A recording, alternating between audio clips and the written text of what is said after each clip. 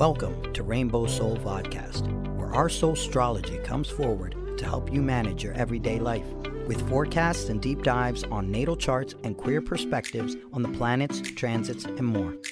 A group discussion about upcoming transits with tips on how to read these transits in your own chart. Hollis offers years of wisdom and natal chart knowledge with Bright Hawk's positive perspective and Lacrosse's inquiry. We offer the complete queer astrology experience. Welcome to Rainbow Soul. Please help us by subscribing, sharing, and commenting and reviewing. You can also learn where else Rainbow Soul is offered on our website at rainbowsoul.show. Welcome everybody. This is Hollis Taylor, and I am one of your astrologers here today. I am an astrologer and a psychic and a medium and all sorts of other things. And a coach. You can find out about me at my website, which is in the description. I do pretty cool birth chart readings and death readings if someone's recently passed in your life. Hollis is an amazing reader. I gotta say, it's a great Thanks. gift. Great gift. I'm Bright Hawk. I'm an author, an artist, astrologer, entrepreneur. Happy to be here. Happy to provide music. And if you want to learn more about me, you can always learn more at brighthawkproductions.com and find my book, The Dancing Hippo, and my artwork at Bright Hawk. Well, go to my website. You'll get the Etsy link to my artwork from there. All right. I'm Lacrosse Ortiz, creator of the color journal, Fool's Journey Color Journal. Not working on too much, just recovery. I'm working on recovery, mental, physically, and spiritually. You can find me on Facebook, TikTok, and Instagram. All right. Well, I'm glad both of you are recovering slowly but surely. We're getting through this. Yeah, Life is a journey, huh? that's for sure. All right, my friends. Well, what I'm going to do is invite you to take a little moment with me and just take a minute.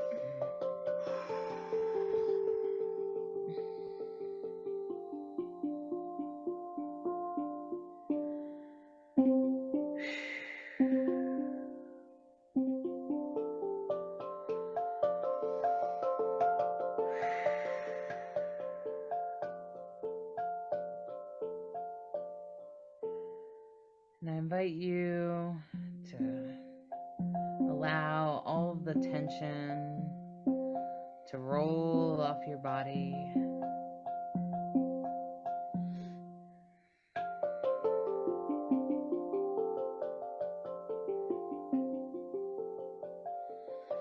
Just relax your shoulders and your neck, your back.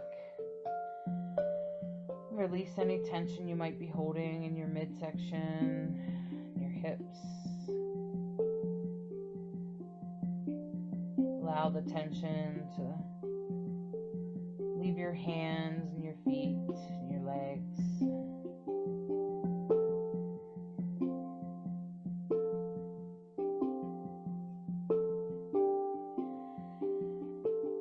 And as you come into complete relaxation and ease,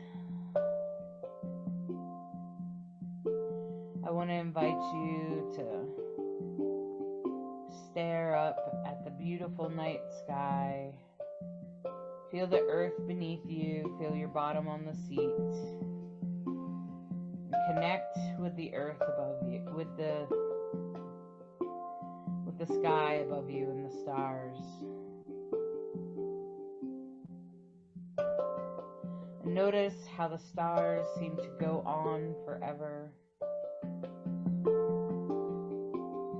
The moon's glow sort of mutes out the stars nearby.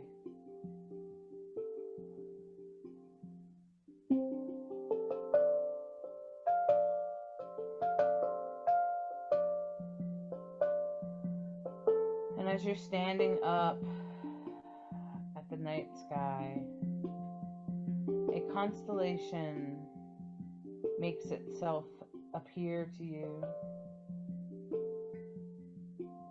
The constellation of Pisces. Pisces pulls out of the sky for you. Zooming in,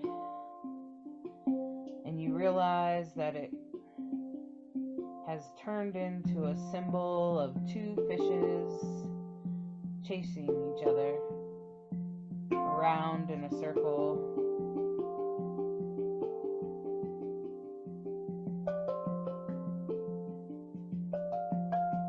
Pisces helps you understand the waters and the tides.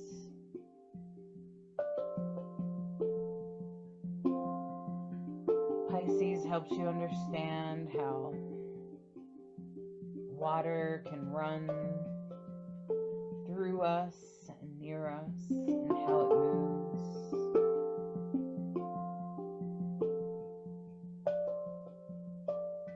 And Pisces constellation tends to bring out our sensitivity,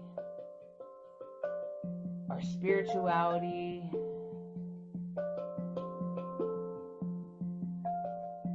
recognizing what things will lift us up.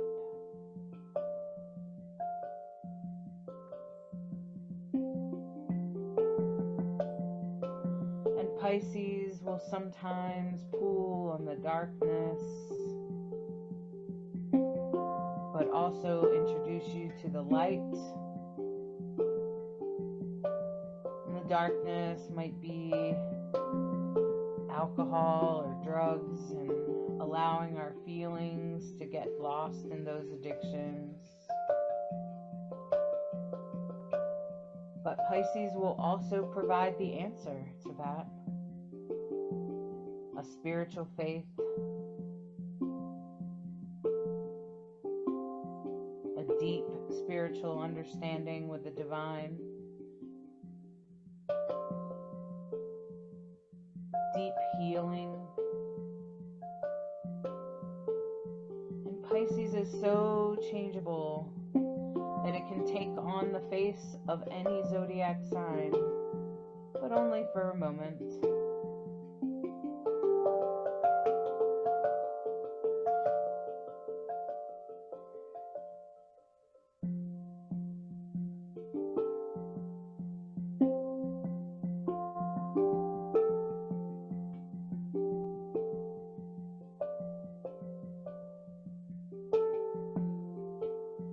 Sometimes Pisces can have the face of the victim and love to wear that mask.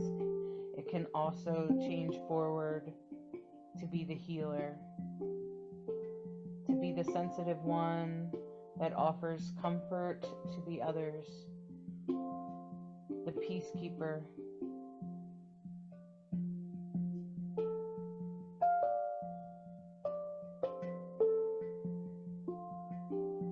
And as the fish continue to spin around in circles in front of you, you recognize the changeable force that is Pisces.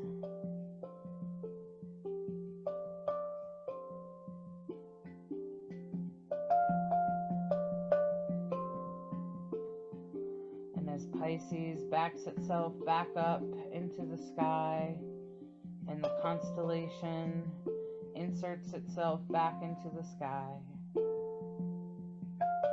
we come back into the here and now.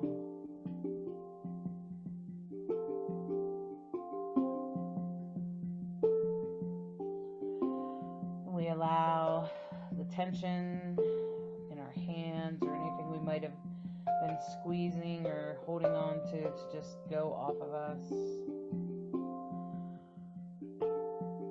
Wiggle our toes and wiggle our fingers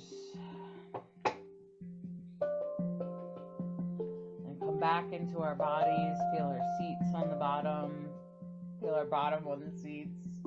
And come back to the here and now. Open your eyes. And you can laugh at Hollis making silly mistakes. It's okay.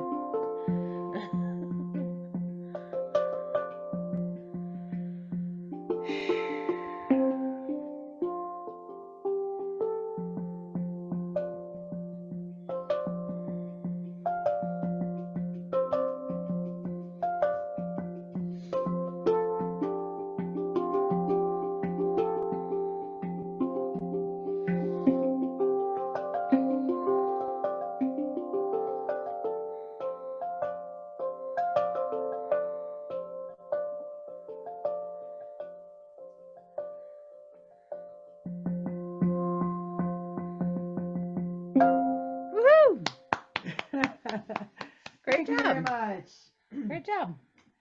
Thank you. Thank you for the little journey to Pisces. Happy birthday, Pisces. Yep, we are in Pisces season technically now, right? Yep. February 20. Yeah. So we're in Pisces season. And you know, my intuition just said, "Hey, let's do Pisces." So, all right, I'm going to share the keynote with you.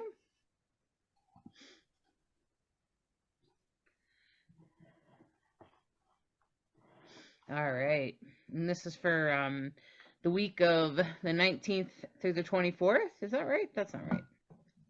No. It's the next. Okay. Well, I did the deck for the first time, and I didn't see the title page and didn't change it as a result. So the rest of it is correct. Monday, February 26th through March 2nd. Okay. Sunday. So it's the 26th through March 2nd. Sorry about that.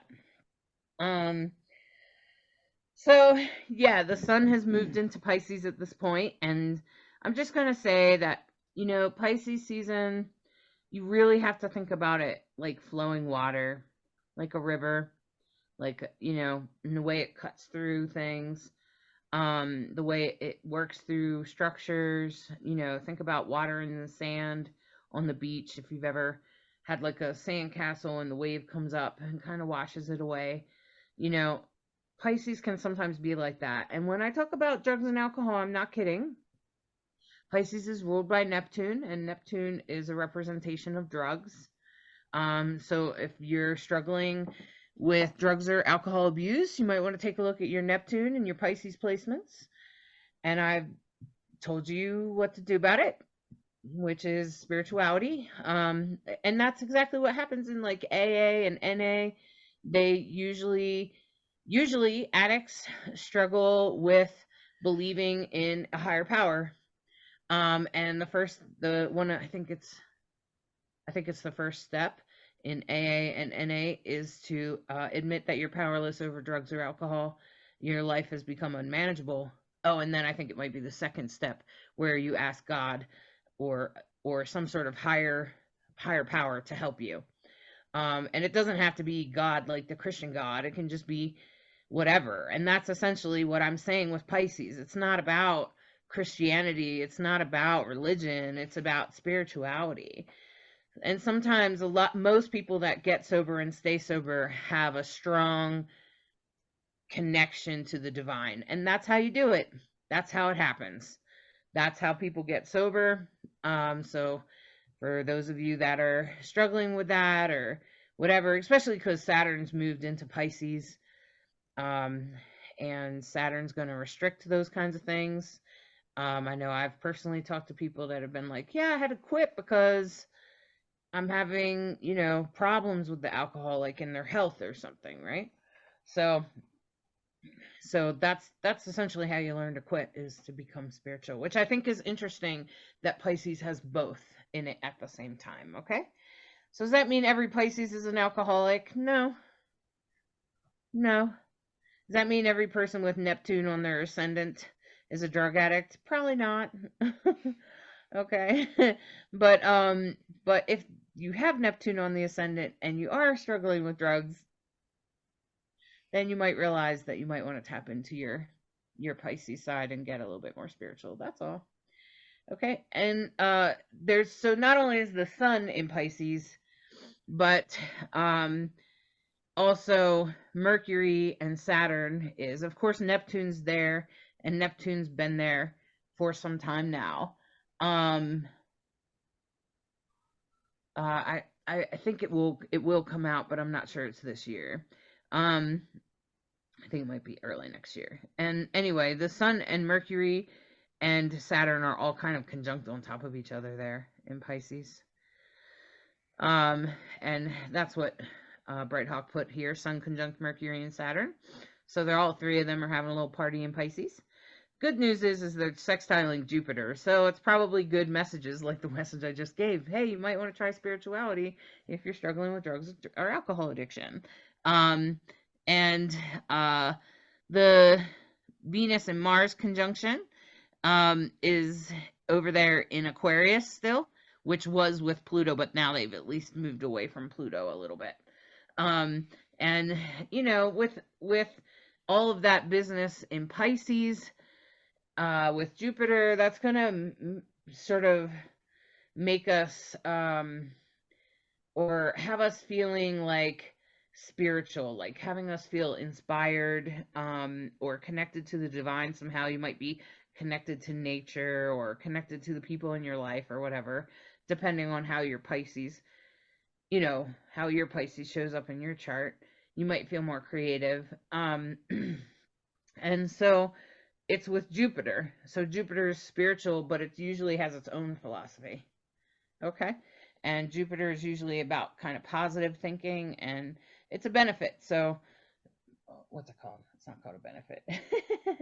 A benefic planet. And so that means that it's a benefit. So you can see it where my Mercury, I'm not sure what's going on. But but with the three of them, you probably want to talk about it. You might talk about restrictions, with Saturn and Pisces, and the three of them having a party on Saturn, essentially. And that'll probably be going on most of the week, I would imagine. Yeah. Yeah. And then Venus and Mars over in Aquarius, they're still conjunct. And, that's about doing the action that we love, trying to do things that we love, trying to make beautiful things or make action towards beautiful things, healing, taking action towards being, having better healing and things like that. It's in Aquarius, but it's squaring Pluto. So, I'm sorry, squaring Jupiter, and that's in Taurus. So it makes me think a little bit about,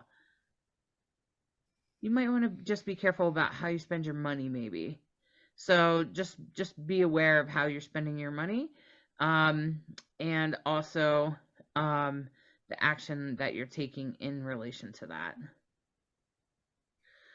And they're both, I see that Jupiter and Mars are semi-squaring Neptune, eh? Is that true? Yeah. Mm-hmm. They're in a semi-square to Neptune. Yep.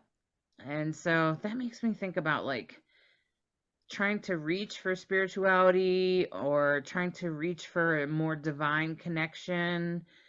Could be about illusions and delusions as well. It could be becoming aware of illusions and delusions, or things that don't make sense.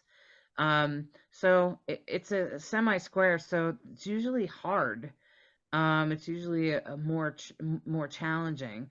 And so it just makes me think about action and money and those kinds of things related to spirituality. And, it looks like Jupiter's having a lot of conversations with things this week. That's for sure. And Jupiter is very expansive and big and can sometimes be is often spiritual, usually, but it has its own philosophy about things. So, but Jupiter is usually a good, like a positive planet, like brings good things. And when there's a square, I usually say, make sure you speak out loud what you really want.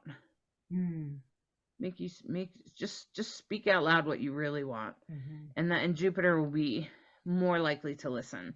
So that's sort of spirituality, bringing the energies to you. Speak it out loud. What's the moon up to?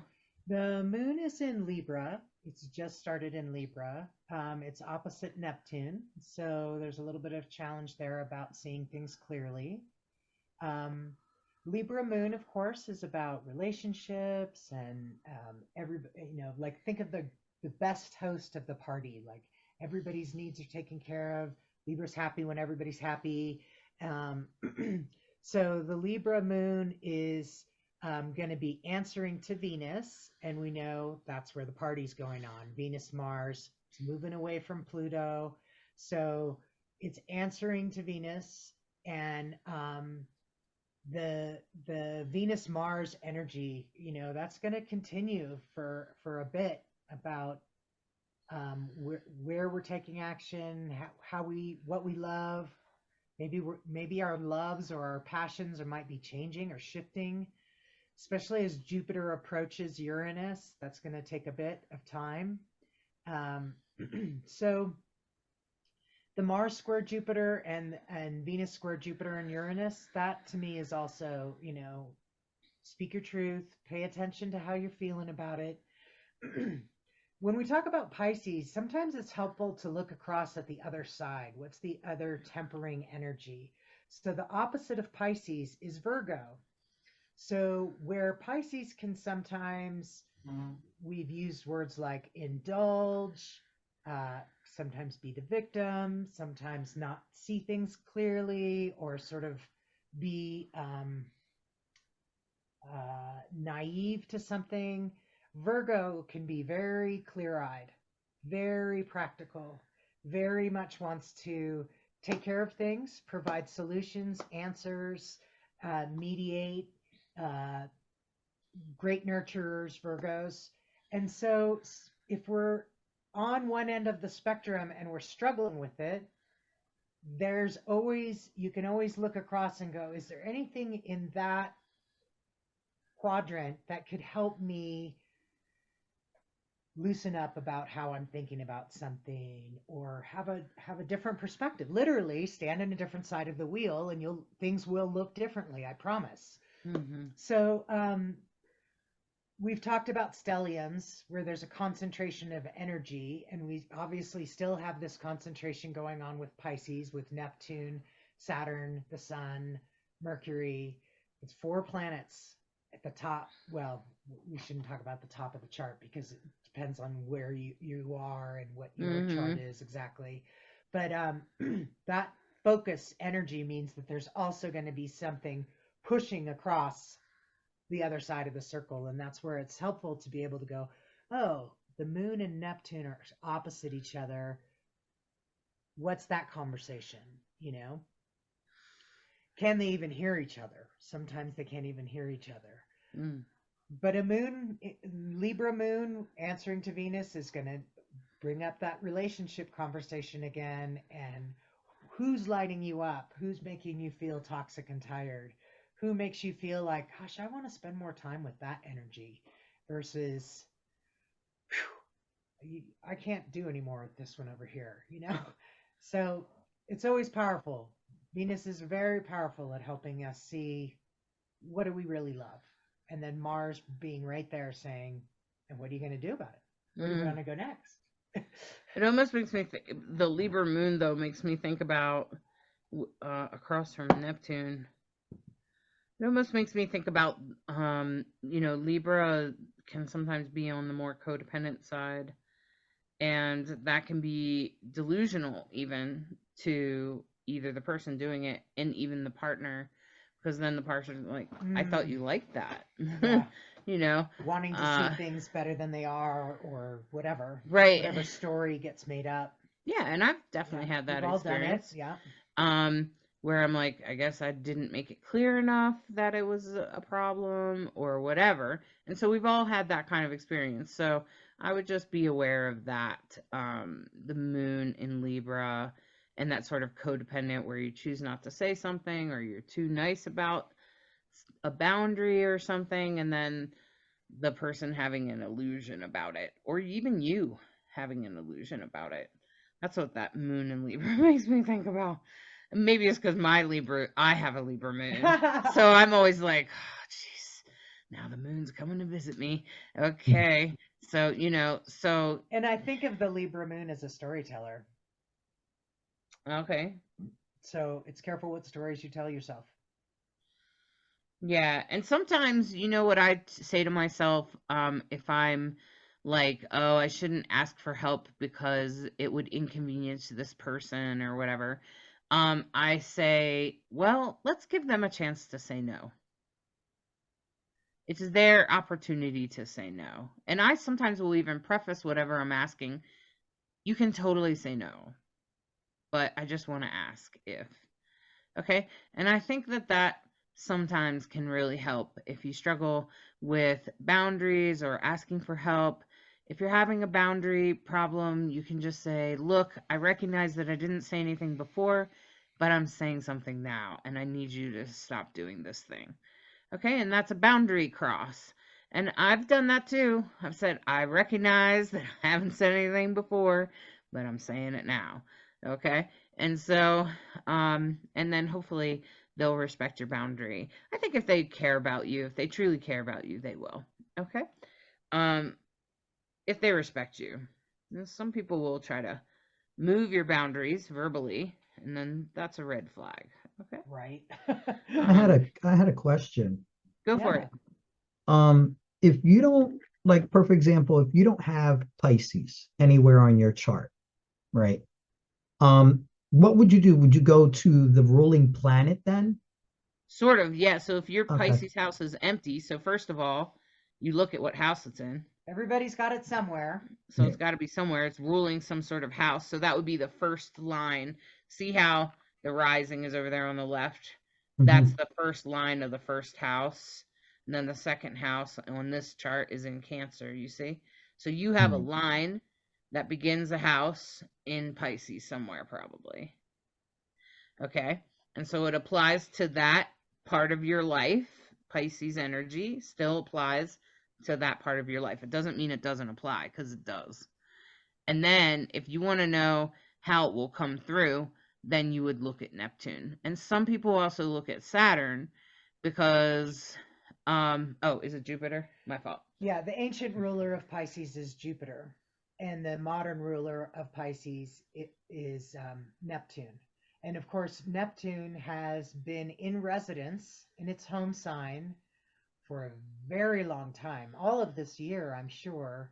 Um, it's I think it's been a couple years yeah, and actually. it's gonna be for months more. Yeah, so it's been in its rulership for a very long time, and that's one of the things we look at. I think it's pretty slow mover. Yeah, and so everyone has Neptune and Pisces right now. Everybody. Um, and that might be why we're seeing like a little bit of a consciousness movement and spirituality opening up. Saturn is also in Pisces right now. So you should be aware of what the degree of, so Saturn's at 9 degrees in Pisces. So do you have anything else in your chart that's around 9 degrees, 8, 9, or 10? Because Saturn could be squaring it. Saturn could be, um, uh, in opposition or in a trine.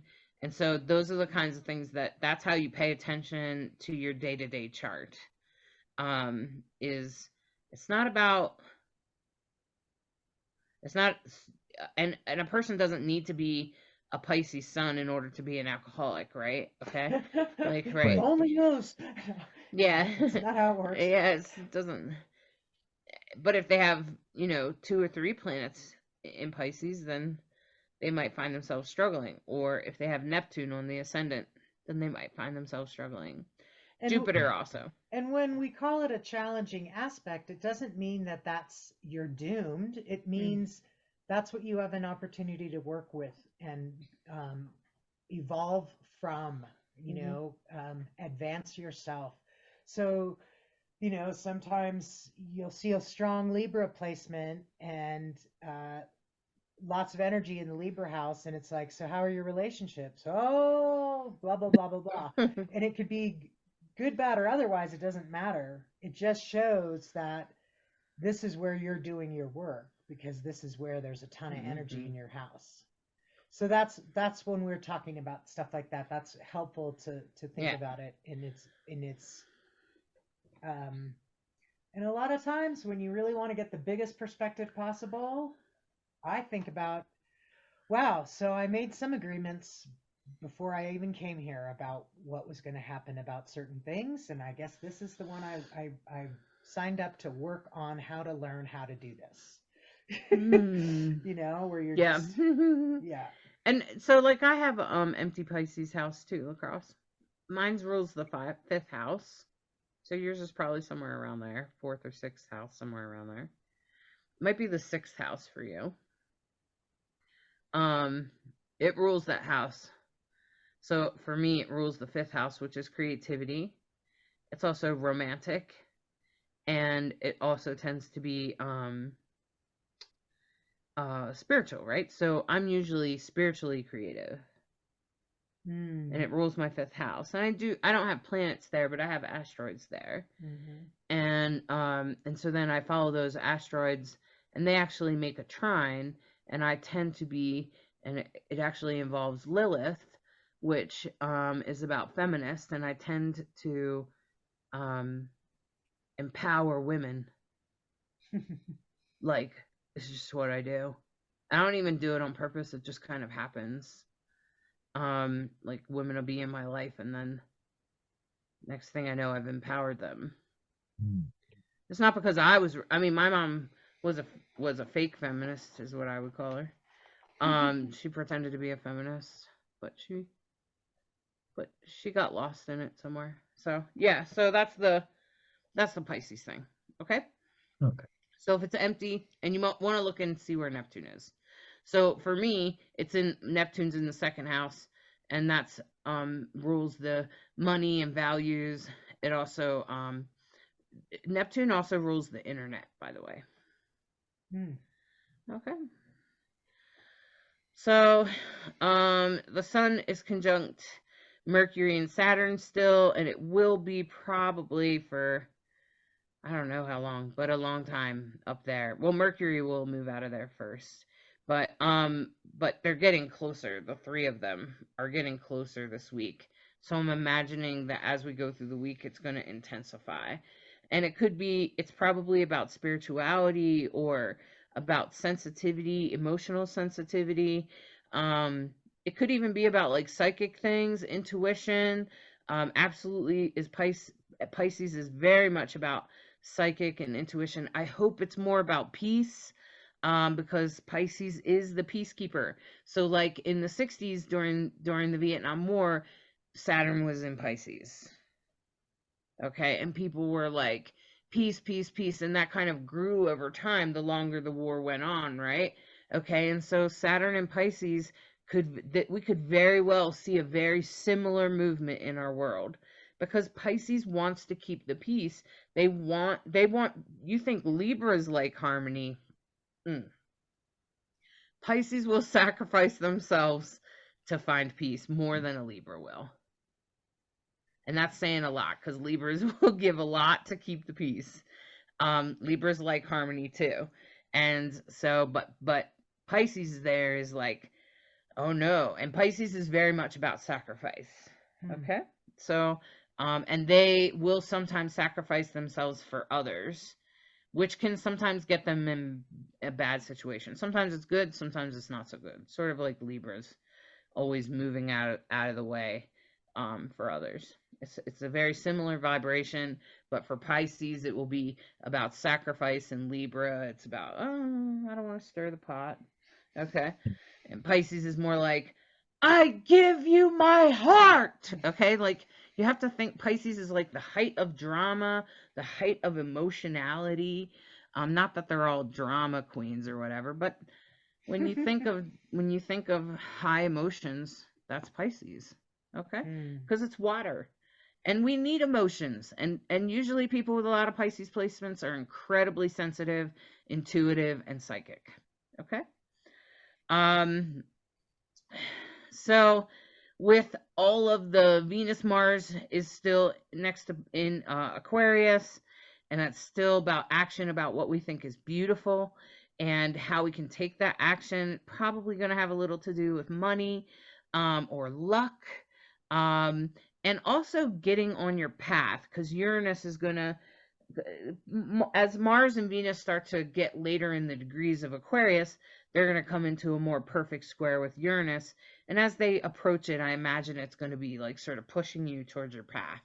Okay. So Venus is like, what do you think is beautiful? That's probably your path. And Mars is like, get on your path, go. Okay. And so that's pretty much what's going to happen. But it'll probably be as the week goes on, it will get stronger and stronger. And it looks like the moon is looks like it's interacting with the nodes, conjunct the south node. Yeah, the nodes come heavily back into play because you can see Chiron is conjunct the north node and the moon is going to conjunct the south node. So when we talk about the south node, we're usually talking about our past lives, past Childhoods. interactions, the past. Mm-hmm. And of course, when we're talking about the north node, we're talking about the future and manifestation and fate and our direction. So we've talked a lot last time about Chiron and the North Node and how important that conjunction is. It doesn't happen all the time, and it can really, hopefully, lead us to recognition of our path as healers, our path for healing in this life, things of that nature. And the moon is also trine Mars, so we had a lot of squares on Monday. We have a little more mix of squares and trines, a little more trine energy on Tuesday, so that makes it a little easier. And trining Venus could be a good day to buy that thing you wanted to buy. Yeah, because it's not just Mars; it's the clump that is Mars Venus. Right. And I think that here in this image anyway, they're at the exact same degree. Right. So. Yeah, that Venus Mars trine can be. So what's this, like Tuesday morning at like 11 o'clock Mountain Time? So like Tuesday during the day is a good time to spend that, to buy that thing that you were thinking about buying. Yeah, there you go. Put it in your cart if you're doing it online. Save it till Tuesday. And then Tuesday's your day to say, do I really want it? Will it really help me? Yeah, I do it all the time. That's why I was making that joke. You put stuff in your cart and then you just wait until the next day and see if that's really what you want. It's a good way to like kind of balance your money out, like, do I really need that? Let the impulsivity vibe chill out. Yeah. Mm-hmm. So, all right. And then as we move on to Wednesday, we come into perfect degrees up there with Saturn and Mercury and the Sun. They're all at 9 degrees on Wednesday. So, that makes me think about, but the good news is that they're sextiling Jupiter. So, all three are in a sextile to Jupiter, which could be really good news. And if you're being called to spirituality, go. If you're being called to learn spirituality or shift your system or your understanding or read that book or whatever it is, do it. Especially if it's spiritual or some sort of higher calling, meditation, yoga, things that up your third eye. All of those things I just listed enhance your third eye. And Pisces, that's how Pisces will do better. Pisces will always do better. Instead of saying, oh, I'm the victim of this horrible thing that happened, instead Pisces will do better to have a spiritual understanding of it and have and spend time on their third eye, spend time on meditation, spend time on healing thyself, spend time in spirituality. Those things will heal and soothe the soul of a Pisces, and then you won't feel so much like a victim. Good advice. Good advice. Yeah, and thanks. I have a few asteroids in Pisces, and it's in my 5th house of creativity. And for a long time, I used to live in this place of shadow where, I felt like my brother could draw, but I couldn't. And that my sister was talented in other ways and I wasn't. And I used to believe my whole life, until I was 30 years old, that I had no talents. And I would completely dramatize the whole thing. Like, there's nothing good about me. I have no offerings for the world. I'm not creative. I'm not. And that's the house that it rules, okay? And I didn't think I was worthy of anything. And then I started doing meditation and spirituality and yoga, and spending more time in that area. And it was like something my brain woke up, and I could write more often, and I was writing all the time about gender. I was starting to do drag, and more and more of my creative energy started to come out, and I was able to express even the sad part of me, even the spiritual part of me. and that drag helped to express it, right? So, but what I just explained is a Pisces transformation. And then you start by stop comparing yourself to other people. That's a great way to make yourself miserable. Yes, really. There's only one you, and you are the only one you need to work on. Yeah, and I started to recognize that I definitely was super unique. And being with Uranus on my ascendant, that was true. So, so I'm just saying, pay attention to where your Pisces is. Listen to it. Find out how you can bring spirituality into your life. I do believe it's part of a holistic life. Even if you're an agnostic or stoic, like lacrosse, it's still going to make your life better. And lacrosse, like you make, like if an animal visits you, that's still a level of consciousness and spirituality that enhances your life. Absolutely. And it makes your life more meaningful, I guess. Or, yeah, just makes us all more positive, makes us more balanced. So, yeah.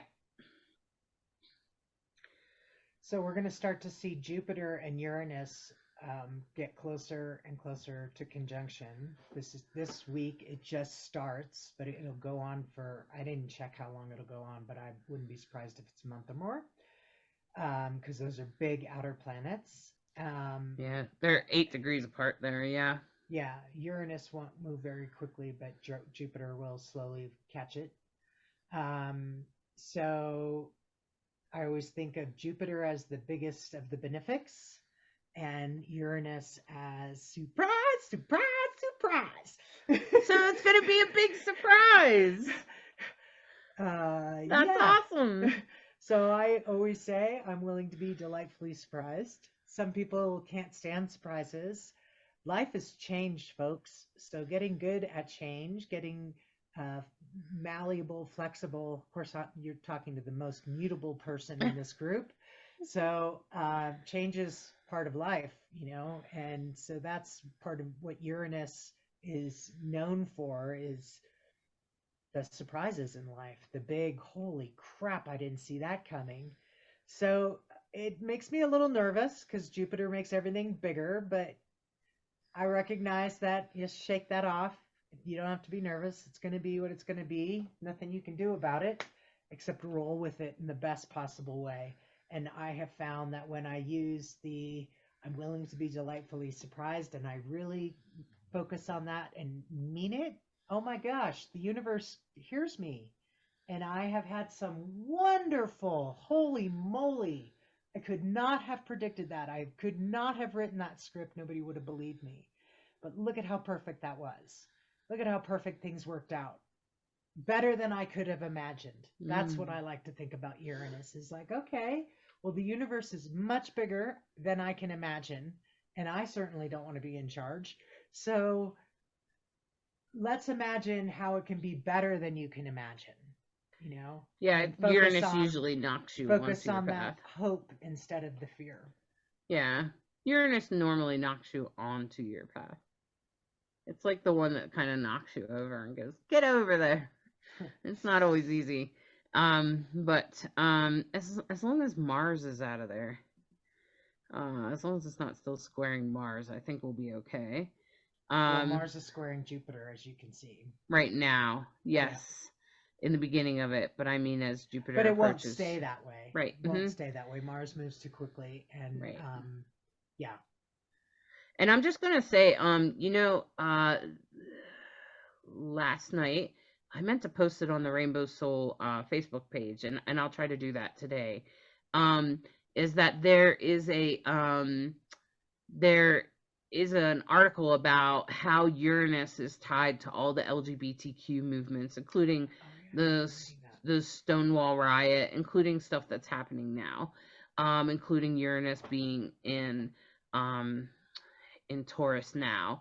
And it makes me think a little bit about the conservative movement that's kind of slowed down the LGBTQ movement. But, sometimes resistance is what makes things shine, right? So like a stone that keeps getting spun around and spun around and spun around gets shinier and shinier, right? Mm. And so that's kind of what I feel like is happening with the LGBTQ movement in Taurus. I feel like Uranus is the edge of, and it's not, I always think, I know it's not, but I always think for sure Uranus has to be in its fall. It's in its fall in Taurus. Why? It's very obvious. Uranus is like, woohoo, revolutionary, and Taurus is like, leave it the way it's always been. What's wrong with you? Don't change that. And Uranus is like, let's do it the new way. Okay. And so I feel like that is kind of what we're seeing with the conservatives, you know, boycotting our books and, you know, hating us for being us and that kind of weirdness that they do. And I think it's weird. Okay. So Uranus, uh, I'll post the article if you're interested in reading it. You can look on Rainbow Soul's Facebook page, Rainbow Soul Vodcast page. It's by Queer Spirit in the UK, and they talk a lot about all the different things that have happened over the years and where Uranus is in relation to that. So I hope anything that happens, it's in a good thing for the LGBTQ movement. Yeah. So the moon has moved into Scorpio, and the Scorpio is ruled by Pluto. So the moon is answering to Pluto, which is, of course, back in Aquarius. Still. And it's in a trine to Saturn, which is great, because when the moon is in Scorpio, we've been talking about spirituality a lot. That's what I think of first when I think of moon in Scorpio. I think intuition, depth. I think the detective. yeah, Scorpio is known for being the spiritual, detective. the detective, the seer. I think of the seer. Scorpios have a way of seeing the truth, whether or not it's being spoken or not. They're the ones who will see it. Things of that nature. So the moon is deep. It's very spiritual in Scorpio, and it's trining Saturn. And Saturn is restriction. Saturn and Pluto is how are you taking care of yourself? And so we have a lot of water right there, and the sun is also trying the moon. So that says to me illumination. Is your spirituality being illuminated? And maybe with Saturn in there, it's about how you're doing it on a daily basis. Discipline. Yeah. Yeah. Mm-hmm. Yeah. So, can never emphasize enough the beauty that you give yourself when you have a practice. And I honestly don't even think that the practice matters, but it does.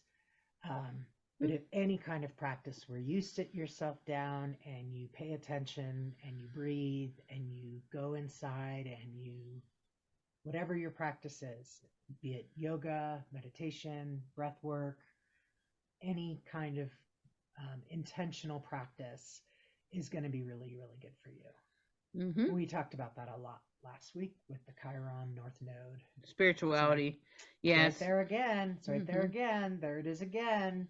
Yeah. Spirituality is really, I think that's where the answers lie, in fulfillment, in happiness, and purpose, and joy. And I'm on purpose. I'm on track, and I'm here. I'm doing what I came here to do. Mm-hmm. Now there is it looks like there's a T-square there. The moon with Jupiter, Mars, T-square to Mars, and Jupiter, and the moon. And it would the moon just moves a couple more degrees, and as we know, that doesn't take very long. A T-square on Thursday, probably midday, late day, will come into perfection. That will be about one's intuition, and maybe even your finances or luck or those kinds of things, but it will be in relation to action, So you might have to take some sort of unusual action to better manage your life, especially your intuition, especially if you're a reader or something. Moon in Scorpio, all this stuff going on in Pisces. Readers are going to have a really pretty easy week. With all that stuff in Pisces, you should be doing pretty good as a reader. It shouldn't be so hard. It will depend, of course, how your chart is set up. But then the moon in Scorpio there could kind of enhance that. But you might have to take an unusual action in order to increase or do better with your readings or whatever. Yeah, see there, now it's at 19, and it will be in a T-square with Venus and Uranus. So, but anyway, so then, there's still a lot going on, but the party in Pisces is starting to separate a little bit. The sun is moving away from Saturn. Saturn's a slow mover, still hanging around 10 degrees. Sun's moved on. Mercury's taken off. Mercury's out there running ahead. So that's good. And, they're still all in a sextile to Uranus and Jupiter. And, we're just kind of, Mercury's running closer, getting closer to Jupiter. So you might find yourself being able to talk about what you want and being able to speak and communicate exactly what you need. And thank God Chiron is starting to move away from the North Node this week. So you've probably figured out what your healing is and hopefully moving towards it. So, especially however Chiron plays in your chart, you just need to figure out, I was thinking about Chiron in Aries. Aries represents, exercise, athleticism in general. So if you're one of those people like me, I have Jupiter in Aries, so apparently that makes me a little on the lazy side when it comes to exercise. And not that I'm lazy, because I'm not. I'll sit at the computer for 15 hours, but you get me on a bike for 20 minutes is like twisting my arms backwards and sideways. Okay? I don't know why. And it's not about like I wouldn't even call it laziness. But I think it's my Chiron is in Aries. And I was thinking about that this week in that Chiron, is the wounded healer. No one in my family exercised ever. No one played sports. No one went for a walk. I rode a bike and stuff when I was a little kid for transportation needs. I played around on a skateboard and I liked to dance. But there was my mom occasionally would go to like jazzercise classes or something in the 80s. Maybe some of you remember that. But we never stuck with it. Never. And my mom had forever weight problems. And I did have an unhealthy relationship with food as a result. I grew up at Weight Watchers. And so like I have more memories in Weight Watchers than I do jazzercise. Okay, let's put it that way. And so now I'm realizing maybe some of the exercise problems has to do with my history, with my childhood. And so then trying to get myself on the bike, to get myself to go for that walk or to do whatever it is I need to do that's moving my body, I just need to push a little extra hard and recognize that I can find a way through this, and ask for the healer of Chiron. The healer of Chiron, not the wound, which is that wound of not, never being really exposed to exercise or movement of the body in any way. I lived in front of the TV. So this is where we are pretty much opposite, because I have a strong Mars placement and my Mars is on my ascendant essentially. And I'm a Sagittarius, and Aries, fire signs in general, we have to exercise. If we don't, we don't function correctly. We get weird. And so we're kind of opposite in terms of everyone in my family was hardcore into exercise. a different kind of addiction, I guess you could say, in some respects. Mostly healthy, but I'm not always 100% sure about some of it. But knowing that where your energy, where your constitutional energy resides, what feels natural to you, and then where are there things that you are here to overcome, and figure out. You have to work a little harder, but at the end of the day, you're wiser and better because of it. Um, we've talked about in the past how people who have nothing but trines in their chart. Trines are easy energy, great blessings, wonderful, wonderful, wonderful. But if you have too many trines and life is too easy, you never develop the muscles you're supposed to develop because you didn't think you had to, you didn't need to. And those of us who have a fair number of squares, and most of us have a combination of these things, it speaks to where our work, our purpose, our drive, you're going to have to work a little for this one, but it's going to be worth it because you'll have mastery on the other side of it. And so that's part of what makes astrology so fascinating. It's why I'm always recommending people get a reading, especially with somebody like Hollis, who has such intuition as well as insight and knowledge about the chart, where you can start to really appreciate who you are, what you've come through, what you're working on, and it becomes a much better sense of, oh, so that spot, that freckle, I should stop trying to rub that out. So I should just love that freckle. That's my freckle. So what I started to do is what I wondered. We recently took a medical astrology class with Kira Sutherland.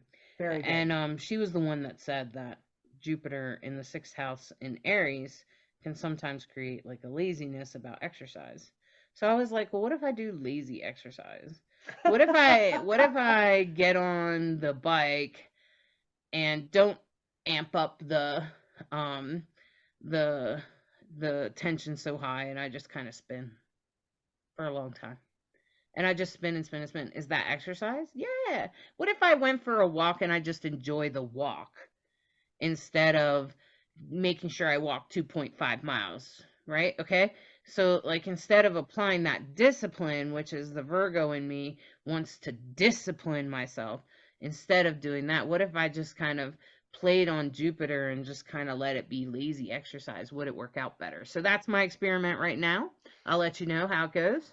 I think it might work. I was able to stay on the bike longer when I didn't push myself in that disciplinarian way that I do. I have Saturn in Cancer and a Virgo sun, and they're square, and my Virgo sun is squaring Chiron in the 6th house of exercise, right? Okay, day-to-day living. So you want to think about that. You want to know where your chart is, and I think that's one of Kira Sutherland's best things that I ever learned from her by taking her classes, which was, you can find the problem that you're struggling with, like mine was exercise, right? You can also find the answer. Nice. In your chart. Very important. So not only can you find the problem, but you can also find the answer to it. Especially if you have somebody who knows how to look for that. Just saying. Yeah. But I appreciate that. And one of the ways that I figured it out is Jupiter's in the 6th house, which kind of makes me a little bit of a chunky monkey, right? Okay. And it's in Aries. What's the ruler of Aries is Mars. And Mars is up in my house of shadow. Okay. And so Mars is about movement and taking action. It's about exercise. So if I exercise, it'll get better, right? Okay. So it's just that simple. So hopefully you've found the healing to your Chiron this week, and hopefully you're starting to cash in on the healing part of that. You're starting to tap in on what can make it better, whatever Chiron journey you've been on in the last few weeks. And this Friday energy that you can see, there's a lot of squares, but there's also a few trines. Moon is I'd say it's pretty balanced, huh? Moon is trining Neptune and Mercury. So maybe things are getting clearer about your path and things like that. You still have that T-square going on with the Moon opposite Uranus, and Mars and Venus are going to be the mediators of that conversation. Mm-hmm. So I would take a beat in terms of impulsivity and just pay attention to, okay, what's the next right thing? Not biting off more than you can chew. Right. Yeah, to going slow and what's beautiful. You're going to keep asking yourself that, and that's okay. What you're attracted to, what you want this week, and that's okay. That's what you should be thinking about, okay? Especially you Libras out there that are like, oh, it's not what I want, it's what other people want. No, it's not. It's about what you want. Okay.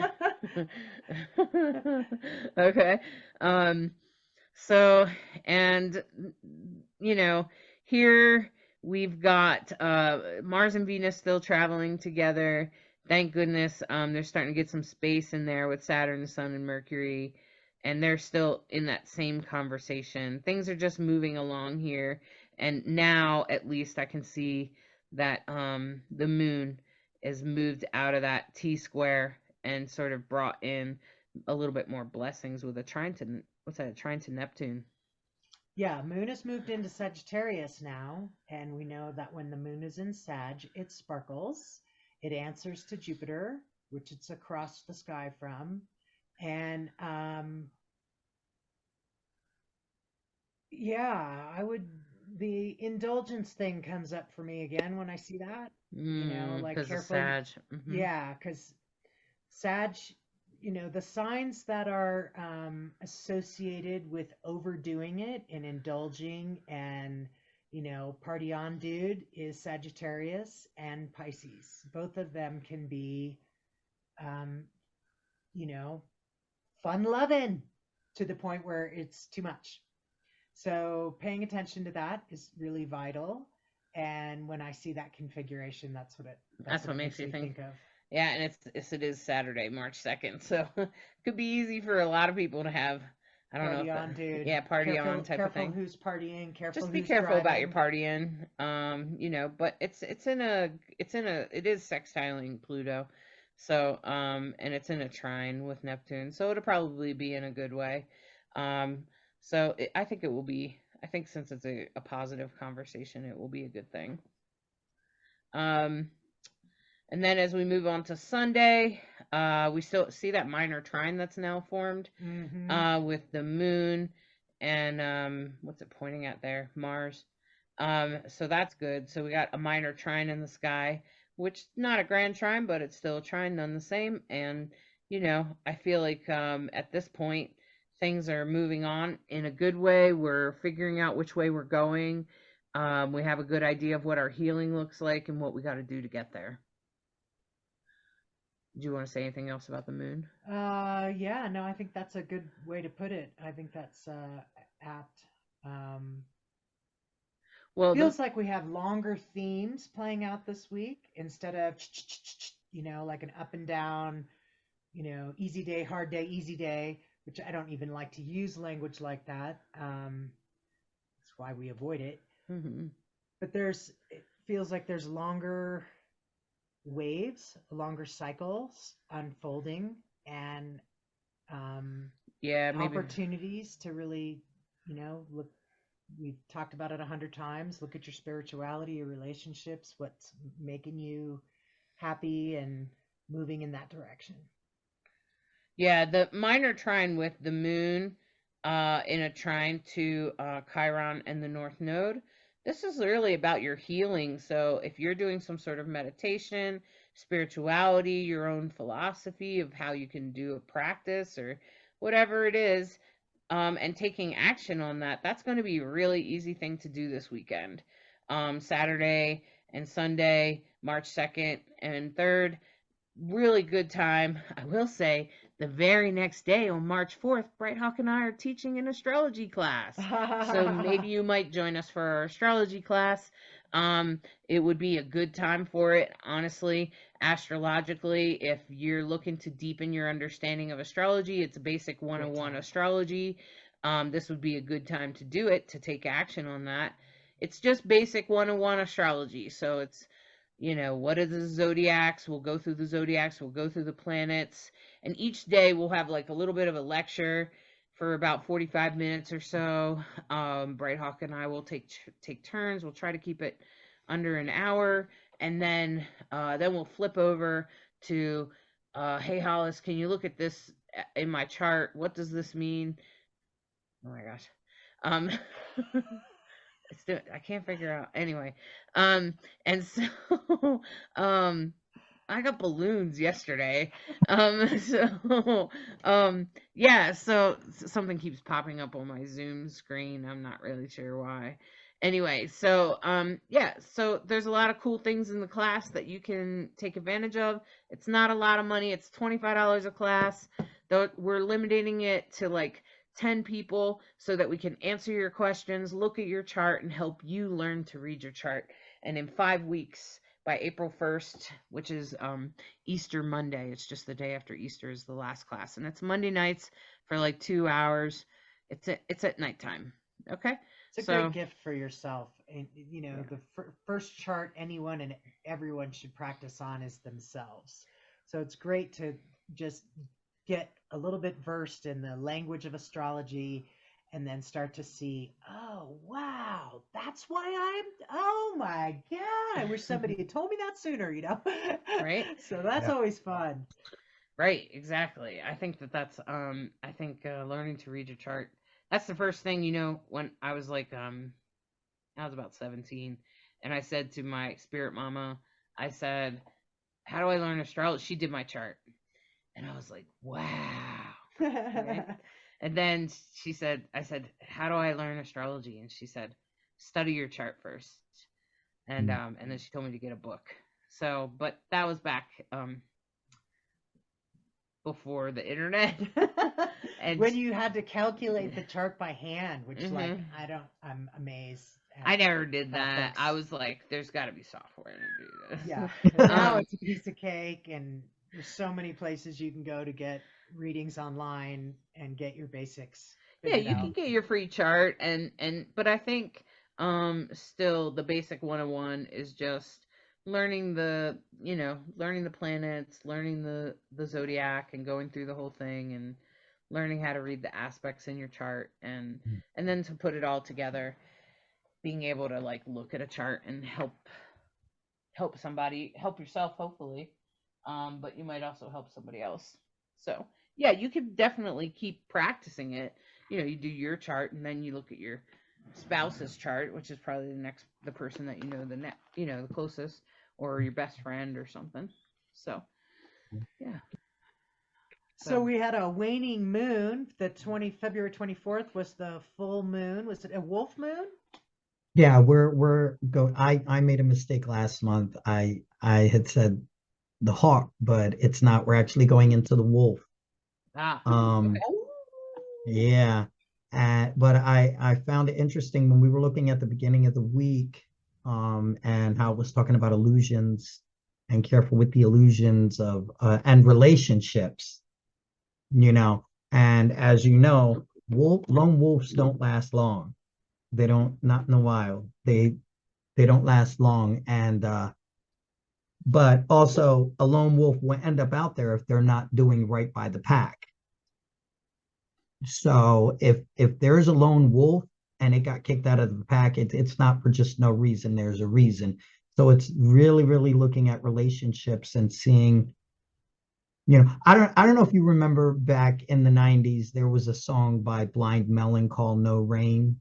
Yeah. And the video about the little girl trying to find the bumblebee people. Oh yeah. Yeah. You know, great video. And honestly, it speaks volumes in this time. People are talking about community and community and community. And the thing about community is there is no one set community for you. There is multiple communities, and it's about creating your community within those communities. And when I think of the wolf, you know, their community is their community. It is theirs. But if you look at a human source, you can, okay, I look at my drag family. Okay, there's a part of community, but that's not my whole community. Right. And then I look at some people in my family. Okay, that's my community. So your community is the one that you're creating. It's the pack that you're creating. And but I guess my point is don't have this illusion that it's only the drag community, or it's only the LGBT community, or it's only this spiritual sect. That's not your community. Your community is a combination of all of these to create your pack. So Mhm. I think and that's a scary thing, because it's easy to get lost in illusions about what your community is and who the people you have in your life are.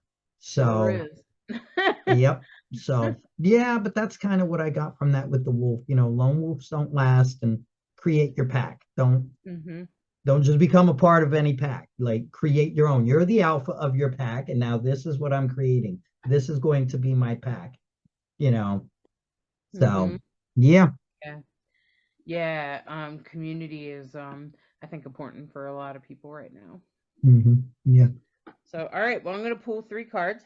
Thanks, Lacrosse. Appreciate that. Problem. Very cool. And the 3 cards that I pull here, just make sure you take what you like, leave the rest, please. Um Here's the first card. This is a card about, and it's in the past, so it's reminding us of something. It's reminding us of our connections and our commitments to each other.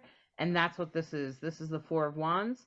It's to remind you of your spiritual commitments, your maybe to other people or to certain paths or something like that. And this is about dedication and commitment in the past. And then this is in the here and now, and I love this card. It's one of my favorite cards.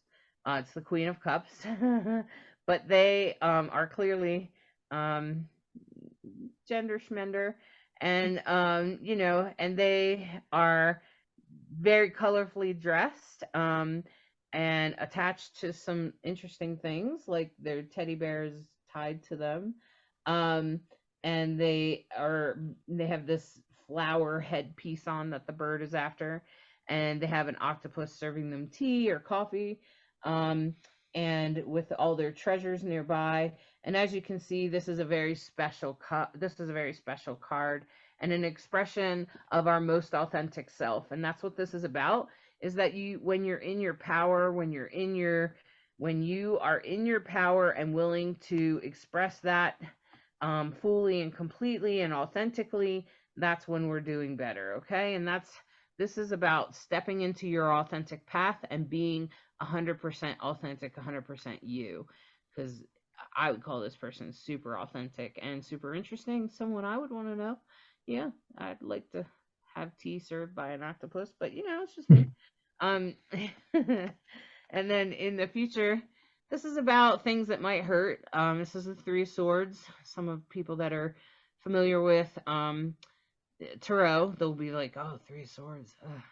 Yeah, well, I don't really have that attitude usually. And usually, if you take a look at this card, you can see, yeah, there might be some hurt, some heartache with the swords into the heart, but there's also a rainbow and a sunshine coming up behind it. And so that makes me think that sometimes sometimes hard shit is meant to happen, and this feels like one of those times that something might hurt or whatever, or might be hard, but then it will lead you to the light. And sometimes that's what gets me through the hard, is, well, there'll be a bright light at the end of the tunnel. And sometimes I put the bright light there. Bright Hawk and I are working hard at healing me and then healing her, and so I'm like, well, we're going to a concert. At the very least, we're going to a concert. Like, I'm gonna put the bright light at the end of it, because I am the master of my life, right? So if something is harder, just know that there's a light at the other end, okay? That things will get better. And so again, this is about, in the past, your commitment to things, or other people, or especially spiritual commitments, because it's wands, or what I would call magical commitments. Maybe you made a commitment to the moon or something, or to garden, because it's got a lot of flowers. And so this is about a reminder of your commitment for things, okay? And then going forward, this is stepping into your authenticity, being 100% you, manifesting what you want, what you need, what makes you feel good, and what's authentically you. Those are really the things we need to be focusing on right now. What is you in authenticity? And going forward, there might be something that hurts a little or that's a little uncomfortable, but know it's going to lead you to the light. So just step forward in it, allow it to unfold, watch it unfold, and then be ready for your light. Be ready to go to the concert, okay? All right, my friends. That's a great Very reading. good. Um, Very good. Well, let Yeah. us know how it's going for you. How is this time been? And hopefully you are enjoying these podcasts, having a chance to share them. We really appreciate your likes, comments. Wishing you guys all the very, very, very, very, very best. Thanks for all you, everyone that's sharing, Mary Alice Collins, Tamala Tracy, and people and commenters. Quellen, I seen your comment, and I hope everybody. Thank you. Shout out to everybody. Thanks for listening. Thanks for commenting. Thanks for letting us know what's going on with you. All right. Wishing you rainbows. Thank you for listening to this week's Soulstrology and subscribing, liking, sharing, and reviewing. We hope you enjoy this dose of Soulstrology and encourage you to embrace the week ahead with an open mind and heart so that you may integrate the deepest of lessons from the stars. Take a moment to step outside and honor the planets, stars, and moon in the sky with your heart. Integrate the messages that resonate and leave the rest for someone else. We deeply appreciate each and every one of you. Always remember that you are a perfectly unique human with an exclusive star map of your destiny, your soul purpose, and your heart's desire. Thank you again for tuning in to Rainbow Soul.